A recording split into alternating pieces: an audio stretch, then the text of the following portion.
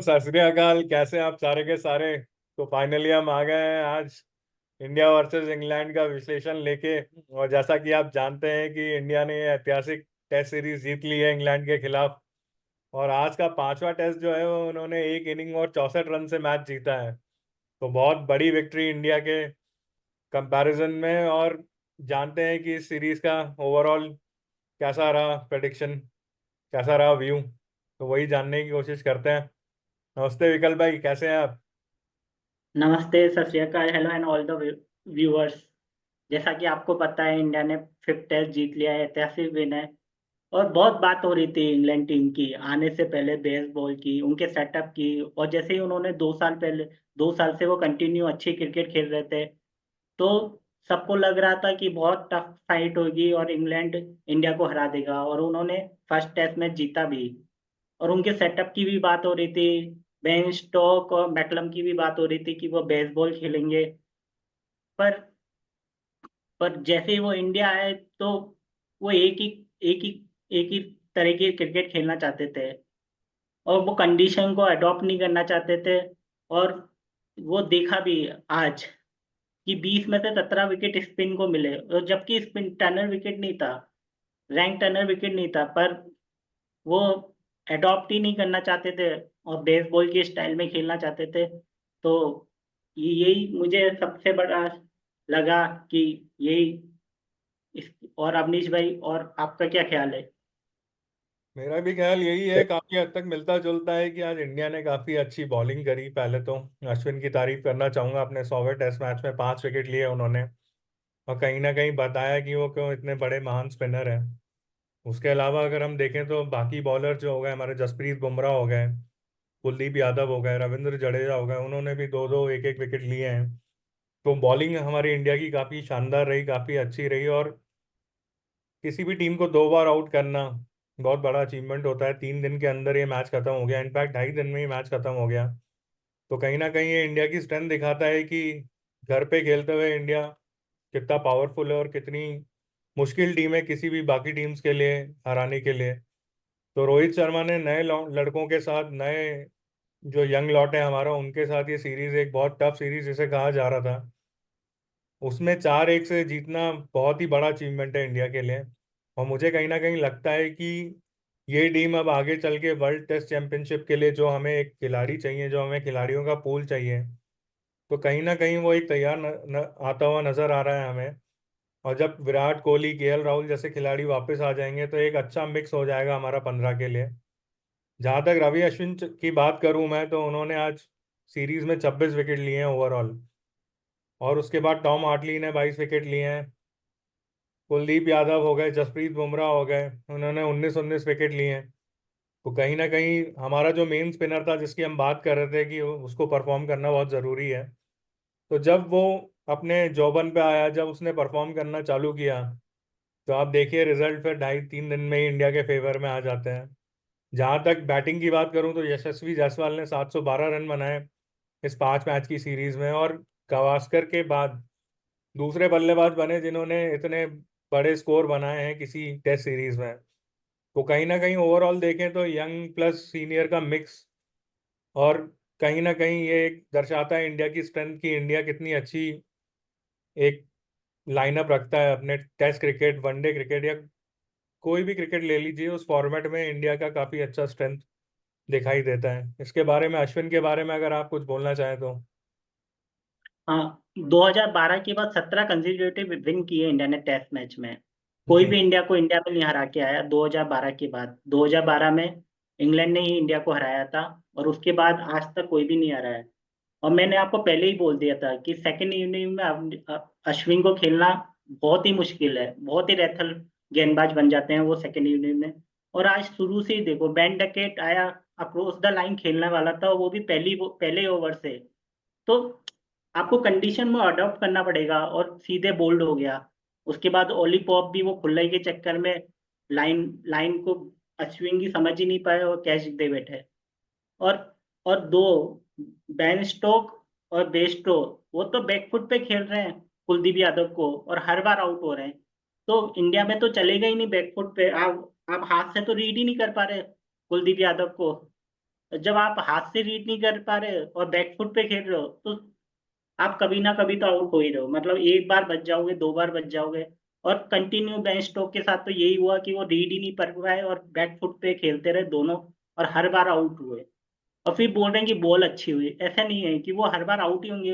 India को खेलना है तो आपको स्पिन को फ्रंट फुट पे खेलना पड़ेगा और थोड़ा आगे जाके खेलना पड़ेगा। बैक फुट पे तो कुलदीप यादव को खेल ही नहीं पाओगे। जी आपका बिल्कुल क्या सही टेक है बात अपने? बोल रहे हैं आप। और जिस तरीके से आज जो रूट ने बैटिंग करी है वो दर्शाता है कि आपको कितना टेक्निकली साउंड होना पड़ेगा और कितना आपको अपने क्रीज का, अपने फुटवर्क का यूज करना पड़ेगा।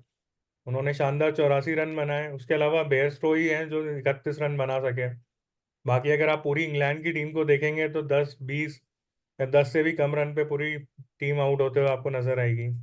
तो कहीं ना कहीं आपको टेक्निकली साउंड होना पड़ेगा। और इंडिया में अगर आपको खेलना है तो आपका फ्रंट फुट, बैक फुट और जितने भी आपके स्टांस हैं, जो भी आपका क्रीज पे आप खड़े रहते हैं, वो बहुत मैटर करता है, बहुत इंपॉर्टेंस रखता है वो। और कहीं ना कहीं ये दर्शाता है कि इंडिया की ना सिर्फ बैटिंग, ना सिर्फ bowling, overall as a team कितनी बड़ी स्ट्रेंथ है इंडिया की, कि वो हर डिपार्टमेंट में बहुत अच्छे हैं। और जो हमारा यंग लॉट आ रहा है वो भी काफ़ी अच्छा आ रहा है। जैसा कि देवदत्त पाटिकल हो गए, सरफराज खान हो गए, जो भी ध्रुव जुरैल हो गए, जो भी यंगस्टर आए उन्होंने परफॉर्म किया और काफ़ी अच्छा अपने आप को प्रूव किया है यहाँ पे। और यशस्वी जायसवाल के तो क्या कहने हैं, मतलब आपको पता ही है कि उन्होंने तो इंटरनेशनल क्रिकेट में अपना आगमन का डंका बजा दिया है कि भाई वो आ चुका है, एक बड़ा खिलाड़ी आ चुका है। तो कहीं ना कहीं इंडिया की अब टीम मुझे वर्ल्ड टेस्ट चैंपियनशिप के लिहाज से बनती हुई दिख रही है। और इनका जो असल टेस्ट होगा वो साल के एंड में ऑस्ट्रेलिया में होगा। तो वहाँ ओवरऑल पिक्चर समझ में आ जाएगी कि इंडिया वर्ल्ड टेस्ट चैंपियनशिप के लिए कितना compete कर पाएगा और कितनी तैयारी हम कर रहे हैं और किस प्लेयर के साथ हम जाएंगे आगे। उसके अलावा विकल भाई, अगर हम ऑस्ट्रेलिया और न्यूजीलैंड की बात करें टेस्ट सीरीज की, तो ये टेस्ट सीरीज भी काफ़ी अच्छे मोड पे आ गई है। अगर आप बात करें तो आज न्यूजीलैंड जो है वो सेकेंड इनिंग में अपने 40 रन की लीड पे है अभी ऑस्ट्रेलिया से। सिर्फ 2 विकेट खोए हैं और 134 पे 2 विकेट हैं अभी न्यूजीलैंड के। तो इस सीरीज को आप कैसा देख रहे हैं, स्पेशली इस टेस्ट मैच को आप कैसा देख रहे हैं अभी? मुझे लगता है कि ये 50-50 है यार। पहली बार मुझे लगता है कि न्यूजीलैंड ने कमबैक किया, और खास तौर से लेथम और केन विलियमसन ने अच्छी, एक विकेट गिरने के बाद अच्छी साझेदारी करी। पर इनसाइड एज पे बोल्ड हो गए विलियमसन, और पैट कमिंस हमेशा क्रूशियल विकेट लेते हैं। मैंने हमेशा देखा है कि वो जब भी ऑस्ट्रेलिया फंसी रहती है तो वो मैच निकाल देते हैं, और उन्होंने ऐसा ही, आज भी ऐसा ही किया। देखते हैं। और थोड़ी टीम भी अच्छी नहीं रही, लेथम का कैच भी छूटा। पर अब 50-50 मैच है, कल अच्छा खेलना चाहिए न्यूजीलैंड को और मैच जीतना चाहिए। आपका क्या जी टेक है? बिल्कुल बिल्कुल, आपने बहुत सही बात बोली है कि जो पैट कमिंस है वो हमेशा क्रूशल मोमेंट पे विकेट लेते हैं। और शायद उस मोमेंट पे लेते हैं जब शायद सामने वाली टीम शायद जीत की तरफ बढ़ रही होती है, तभी वो जाके फुल स्टॉप लगा देते हैं सामने वाली टीम पे। और ऐसा इंसिडेंट इस बार नहीं, ऐसा इंसिडेंट मैंने भी 2 3 साल से मैं भी देख रहा हूँ कि एकदम पीक मोमेंट पे, जब एकदम क्रूशल मोमेंट होता है, उस टाइम पे पैट कमिंस ही आते हैं और वो अपना एक विकेट लेके और चुपचाप निकल जाते हैं, वो भी किसी सेट प्लेयर का जो शायद गेम को बदल सके।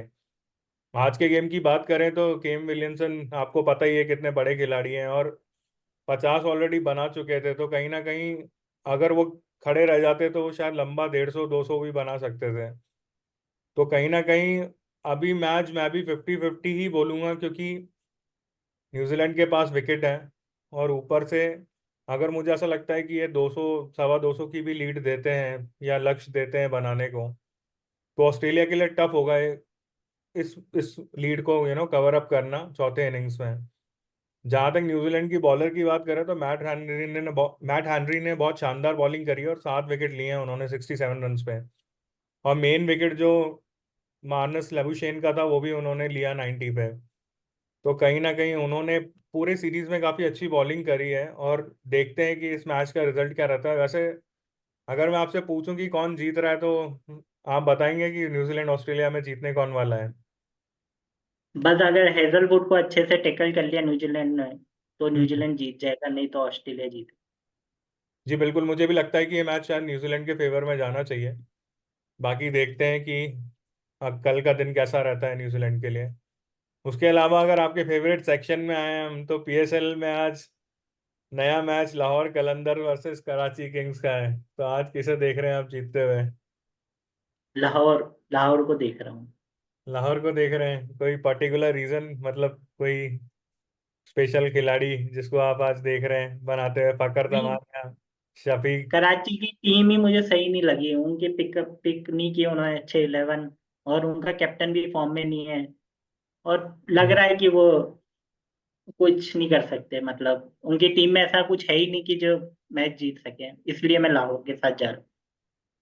जी बिल्कुल। अगर आप लाहौर के साथ जा रहे हैं तो हम कराची किंग के साथ जाएंगे, और मुझे ऐसा लगता है कि आज कराची किंग के पास एक मौका है सेमीफाइनल्स तक जाने का, प्लेऑफ्स खेलने का। तो मुझे ऐसा लगता है कि कराची किंग्स कहीं ना कहीं आज ट्राई करेगा कि ये मैच वो अपने फेवर में लें और शायद जीते भी।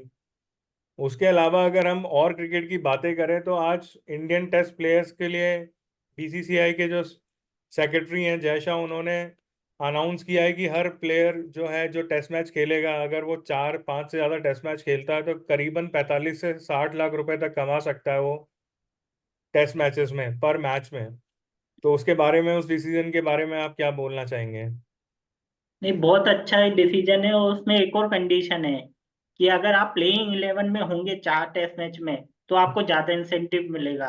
तो वो और भी ज्यादा मुझे अच्छा डिसीजन लगा। और मुझे लगता है कि ये इंडियन प्लेयर को बेनिफिट भी देगा, और जो टेस्ट मैच खेलते हैं उन खिलाड़ियों के लिए बेनिफिशियल रहेगा। जी बिल्कुल, लेकिन अगर आप 4 टेस्ट खेलेंगे तो आपको कोई इंसेंटिव नहीं मिलेगा। ये भी एक बात हम अपने दर्शकों को बताना चाहेंगे कि मिनिमम हाँ, 4 टेस्ट मैच, अगर जैसे सपोज 9 टेस्ट मैचेस हैं, तो उसमें उन्हें 50% मैचेस खेलने पड़ेंगे। हाँ, और उसमें भी वही है कि आप 4 टेस्ट मैच में प्लेइंग 11 में होंगे, अर्ली 15 का पार्ट नहीं, प्लेइंग 11 में पार्ट होना चाहिए, तो सब खेलना चाहेंगे तो ही इंसेंटिव मिलेगा, तो वो बहुत अच्छा डिसीजन। जी बिल्कुल। और अगर कोई प्लेयर अगर 7 से ऊपर टेस्ट मैच खेलता है, तो पर मैच 65 से 67 लाख वो पर मैच बना सकता है, जो कि एक काफ़ी अच्छा अमाउंट है टेस्ट मैच खेलने के लिए। तो ये बहुत ही अच्छा इनिशिएटिव है जो बीसीसीआई ने उठाया है, और मुझे ऐसा लगता है कि इससे टेस्ट क्रिकेट को ज़रूर बूस्ट मिलेगा। उसके अलावा अगर हम डब्ल्यूपीएल की बात करें, तो आज गुजरात वुमेन्स का, आपकी फेवरेट मुंबई वुमेन्स से मैच और अभी चालू है, चल रहा है। तो क्या लग रहा है आज आपको, गुजरात वुमेन्स और मुंबई वुमेन्स में कौन जीतने वाला है? मैं मुंबई के साथ जाऊंगा। मुंबई के साथ? तो मतलब जैसा कि अभी मैं देख सकता हूँ, तो गुजरात 6 ओवर में 52 रन बना चुका है, जो कि एक अच्छा स्कोर है एक विकेट पे। स्टिल आप मुंबई को बैक करेंगे? हाँ, मैं मुंबई को बैक करूंगा। तो ये टेस्ट सीरीज तो खत्म हो चुकी है। तो अब कुछ दिनों में आपका फेवरेट इंडिया का त्योहार आने वाला है, आईपीएल।